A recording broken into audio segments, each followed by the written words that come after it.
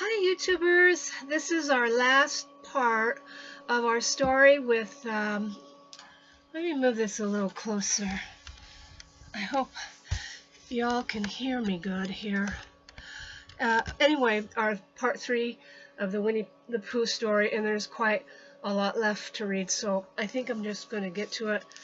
Don't know if we'll really have time for Ferbie at the end or not, but I thought I'd best get this done. In case there's someone out there who is just waiting to have a story read to them, and they don't have the last part. So here we go, where we kind of left off. What's the matter, Eeyore? Nothing, Christopher Robin. Nothing important. I suppose you haven't seen a house or whatnot anywhere about. What sort of house? Just a house. Who lives there? I do. At least I thought I did. But I suppose I don't, after all. We can't all have houses. But Eeyore, I didn't know. I always thought. I don't know how it is, Christopher Robin, but what with all this snow and one thing and another, not to mention icicles and such like, it isn't so hot in my field about 3 o'clock in the morning, as some people think it is. It isn't close, if you know what I mean. Not so as to be uncomfortable. It isn't stuffy. In fact, Christopher Robin, he went on in a loud whisper, quite between ourselves, and don't tell anybody, it's cold. Here's some pictures of poor Eeyore. I think he has a little reason to complain. Oh, Eeyore, and I said to myself, the others will be sorry if I'm getting myself all cold.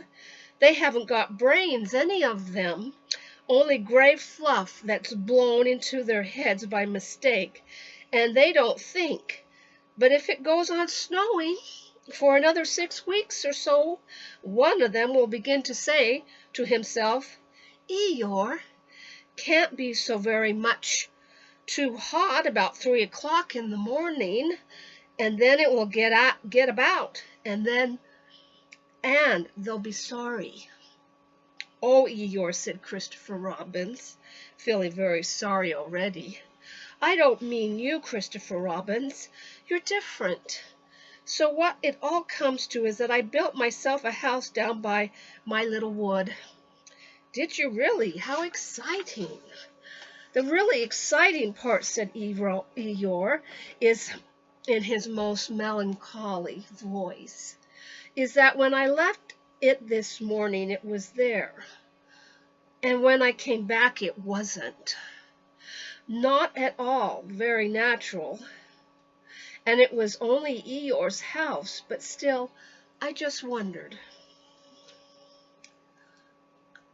Christopher Robin didn't stop to wonder. He was already back in his house, putting on his waterproof hat, his waterproof boots, and his waterproof mackintosh as fast as he could. We'll go and look for it at once, he called out to Eeyore. Sometimes, said Eeyore, when people have quite finished taking a person's house, there are 1 or 2 bits which they don't want and are rather glad for the person to take back, if you know what I mean. So I thought if we just went, come on, said Christopher Robin, and off they hurried, and in a very little time they got to the corner of the field by the side of the pine wood where Eeyore's house wasn't any longer. There, said Eeyore, not a stick of it left, of course. I've still got all this snow to do what I like with. One mustn't complain. But Christopher Robin wasn't listening to Eeyore. He was listening to something else. Can't you hear it? He asked. What is it? Somebody laughing? Listen. They both listened. They heard a deep, gruff voice saying in a singing voice that the more it snowed, the more it went on snowing, and a small, high voice tiddly-pomping in between. It's Pooh, said Christopher Robin excitedly. Possibly, said Eeyore. And Piglet, said Christopher Robin excitedly. Probably, said Eeyore. What we want is a trained bloodhound. The words of the song changed suddenly. We're finished. Our house, sang the gruff voice. Tiddly pomp, said the squeaky one. It's a beautiful house, tiddly pomp. I wish it were mine, tiddly pomp. Pooh, shouted Christopher Robin. The singers on the gate stopped suddenly. It's Christopher Robin, said Pooh eagerly. He's round by place where we got all those sticks from, said Piglet. Come on, said Pooh. They climbed down their gate and hurried round the corner of the wood, Pooh making welcoming noises all the way.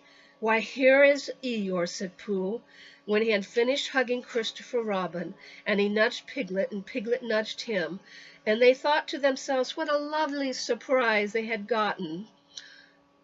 They had gotten ready. Hello, Eeyore. Same to you, Pooh Bear. And twice on Thursday, said Eeyore gloomily. Before Pooh could say, why Thursdays, Christopher Robin began to explain the sad story of Eeyore's lost house, and Pooh and Piglet listened, and their eyes seemed to get bigger and bigger. Where did you say it was? Asked Pooh. Just here, said Eeyore. Made of sticks? Yes. Oh, said Piglet. What? Said Eeyore. I just said, oh, said Piglet nervously, and so as to seem quite at ease, he hummed tiddly-dum once or twice in what shall we do now kind of way. You're sure it was a house? Said Pooh. You're sure the house was just here? Of course I am, said Eeyore, and he murmured to himself, no brain at all, some of them. Why, what's the matter, Pooh? Said Christopher Robin. Well, said Pooh, the fact is, said Pooh. Well, the fact is, said Pooh, you see, said Pooh, it's like this, said Pooh, and something seemed to tell him that he wasn't explaining very well, and he nudged Piglet again. It's like this, said Piglet quickly, only warmer, he added after a deep thought. What's warmer? The other side of the wood, where Eeyore's house is. My house, said Eeyore, my house was here? No, said Piglet firmly, the other side of the wood. Because I'm being warmer, said Pooh, but I ought to know. Come and look, said Piglet simply, and he led the way. There wouldn't be two houses, said Pooh, not so close together. They came around the corner, and there was Eeyore's house. See, look. There's Eeyore's house. There was Eeyore's house, looking as comfy as anything. There you are, said Piglet. Inside as well as out, said Pooh proudly. Eeyore went inside and came out again. It's a remarkable thing, he said. It is my house, and I built it where I said I did, so the wind must have blown it here. And the wind blew it right over the wood and blew it down here, and here it is as good as ever. In fact, better in places. Much better, said Pooh and Piglet together. It just shows what can be done by taking a little trouble, said Eeyore. Do you see, Pooh? Do you see, Piglet? Brains first, and then hard work. Look at it. That's the way to build a house, said Eeyore proudly. So they left him in it, and Christopher Robin went back to lunch with his friends, Pooh and Piglet, and on the way they told him of the awful mistake they had made, and when he had finished laughing, they all sang the outdoor song for snowy weather the rest of the way home. Piglet, who was still not quite sure of his voice, putting in the tiddly pomps again. And I know it seems easy, said Piglet to himself, but it isn't everyone who could do it. So that's the end of the story. I've read it as I'm going to read it. I'm not going to do it again. So I hope you enjoyed it, and we'll end this now with Ferbie. I wonder if he's going to say, hey, I'm Ferbie again. He just started that. That's just very strange. So let's see what he has to say. I've got to... He didn't, did he? Hey, Ferbie. What? I love you. Me love you, Coco. Me love you, Coco. Hey, Ferbie. Yeah? I don't know if we have time for a story. So... Okay. You come when me say green light. You stop when me say red light. This is a long game. Tickle me when me eyes are closed. You win.